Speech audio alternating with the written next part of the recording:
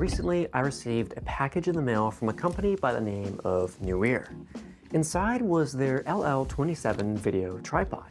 I know tripods are not the most exciting thing in the world to talk about, but in my mind they are a foundational piece of filmmaking equipment that professionals can't go without. And it's also one that can help beginners learn the art of composition. Neewer graciously provided the tripod for this review, but they aren't seeing this video before it goes live, and they have no say in the content of the review. All opinions will be my own. The only bias is that I did get a free tripod. To give a reference point for the rest of this review, the tripod normally retails for around $200. But I did notice that there was a special price for Amazon Prime members, closer to around $100. From what I was told by Neewer, this tripod aims to provide a budget-friendly option for video creators that are looking for a secure way to mount their camera. And let's be honest, almost every tripod these days can do that. So I wanted to push the boundaries of what it is capable of and test to see what the true limits of this tripod are. When I received the tripod, I was actually scheduled around the same time to work as a director of photography for my friend's short film. The camera we used for the production was the RED V-Raptor X, which is a full-scale modern cinema camera, costing over $50,000 for a fully built-out kit. The thought of putting that camera on a tripod costing less than $200 was very daunting, but was the perfect test. On one of our pre-production days, we built up the camera and took extreme precaution to mount it on the tripod. And impressively, it did just fine. With that being established, we greenlit it to be used for the production. Having worked with other tripods before in combination with the RED, I will say that my favorite thing about this one by far is that it is very light. Not to the point that it feels cheap, but it's much nicer to carry around. One feature that a lot of people may like is that they have a single latch for unlocking each leg of the tripod, instead of a latch for each section. I wasn't really impressed with that at first, but I did see the benefit of it as the production went on, and it did help me get the tripod up and running a lot faster. There are still times I prefer to have individual latches for each section, as with a payload as heavy as the RED, I want to make sure that the weight is being distributed evenly. But when it comes to convenience, it's hard to beat a single latch, and I'd be much less concerned about it when it comes to running a lightweight mirrorless camera setup. In the process of operating this tripod, I found out about a few clever features they've put into it that make it pretty convenient to use. It comes with a nicely sized carrying sleeve that has a shoulder strap and handle for easy use. Another feature I discovered was during a day on the production when we were going to switch between this tripod and a gimbal. And I found out that this tripod actually accepts both its own baseplate and a Ronin baseplate, which is very convenient. This tripod also has a nice little slot where an included Allen key can be found. You can use this to tighten or loosen the baseplate. Very helpful for if you've misplaced your personal Allen key. And you can find several 1/4-20 threads with the option for locking pins along the base of the head if you need it to mount accessories. All of these features are great, but for me, when it comes to tripods, what I want more than flashy features is reliability and confidence. I want to be able to use the tripod and not have to worry about something breaking, a weird cord getting in the way, or anything other than smooth and simple setup and operation. A tripod should just work, no excuses. For $200, I'd say you get that for the most part, but there will be one or two things you'll maybe miss from higher-end tripods, which I discovered while on set. So this tripod is really great because it's super lightweight and you can take it pretty much anywhere. We have it set up here in a little field area and it was very quick and easy to set up.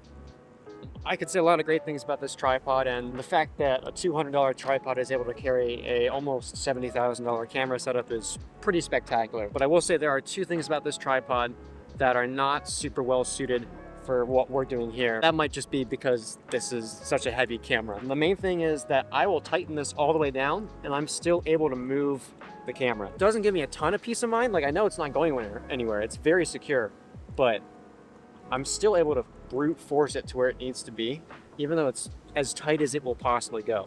So that's slightly concerning to me. I think that's primarily due to the weight. I'll have to test it with just, my regular mirrorless camera. And then also just for the price, you're not getting any tension system. So there's no feedback on your tilting or your panning. It's just you either unlock it or it's locked. You can kind of get a little bit of resistance if you have it tightened a little bit, but it's nothing super smooth. But again, that's usually something you get in a much higher end tripod. If you're just looking for a tripod that you can set up and point and shoot and not have to do crazy tilts. You can do definitely some tilts and panning, but nothing super easily repeatable, stuff like that, then it's definitely possible. And for my uses, I usually just set up a tripod, frame the shot, and leave it, and that's what we've been doing for this film, and it works out great. But the second you start to move the camera is where you're going to start to have some potential concerns. And then if you're putting a really heavy camera on here, being able to just kind of push it like that is a little bit concerning, but again, it might just be because of the weight of this camera. Otherwise, I am very, very impressed. This is super lightweight, super affordable, and you should be able to use it with any camera, really. I mean, I wouldn't put anything bigger than this on it, but it's pretty spectacular, and I'm pretty blown away. What I've showcased throughout this video with the RED is beyond the upper range of what this tripod is really meant to hold. And it can hold a very heavy load, but it doesn't mean it should. If I'm using my mirrorless camera like the one here, or maybe a slightly rigged up version, it's a much more reliable and trustworthy setup. One thing I showcased was that the tripod would still move the axes even when fully tightened with the RED. And I thought that it was only because of the weight of that camera, but as you can see here, this is fully tightened down, and I can still brute force it to where it needs to be. Granted, I do have to push it a little bit more than I did with the RED, probably because this camera's a lot lighter, but it's still a little questionable. I also mentioned that there isn't a tension system in this tripod, which I think is partially true. There is resistance, but the weight of the RED canceled it out, so it wasn't really noticeable. Now that I'm using a much more lightweight camera, you can see that there is tension and resistance in the tripod head, but it's not super adjustable like you would find in a higher end tripod. I'm able to get relatively smooth pans and tilts this way. However, I don't think it's the best option as far as heads go for that kind of work. But again, this is a budget tripod. For its price, it's nice to have at least some option for that. For the kind of work I do, I don't typically move the camera once the shot has been established, as I'm most often either filming myself or setting up a static angle for interviews or weddings. For these reasons, it's not the biggest deal to me to not have a high-end fluid drag system in the tripod. In my specific use cases, the tripod functions very well and is reliable.